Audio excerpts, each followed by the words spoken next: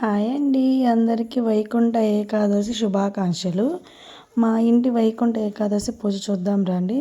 సింపుల్గా చేశాను పూజ. అయితే స్వామివారికి తులసి దళాలు బిల్వపత్రాలతో పూజ చేసేసుకున్నాను. ప్రసాదాలు వచ్చేసి సింపుల్గా పెట్టాను. పాలు, పానకము, తాంబూలము, ఫ్రూట్స్ పెట్టాను అంతే. ఇంకా తర్వాత బయట కన్నయ్యకి పూజ చేశాము. ఈరోజు మాకు అయ్యప్ప స్వామి గుళ్ళో పూజ ఉందండి. అలాగే ఆ గుడికి వెళ్ళి పూజ చేసేసుకొని వెంకటేశ్వర స్వామి గుడికి వెళ్ళాము. ఇలా ఉత్తర ద్వార దర్శనం ఉంటుంది కదా, అందుకని వెంకటేశ్వర స్వామి గుడికి వెళ్ళి చూడండి క్యూ ఎలా ఉందో. ఇది చాలా ప్రాచీనమైన గుడి అండి.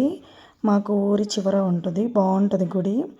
రంగనాయక స్వామి వారు, వెంకటేశ్వర స్వామి వారు ఉంటారు ఈ గుడి దగ్గర. స్టార్టింగ్ హనుమాన్ విగ్రహం కనిపిస్తుందండి. లోపలికి వెళ్తే అది గుడి. హనుమాన్ విగ్రహం కాడ కొబ్బరికాయలు కొట్టేసి తీసుకెళ్ళాలి.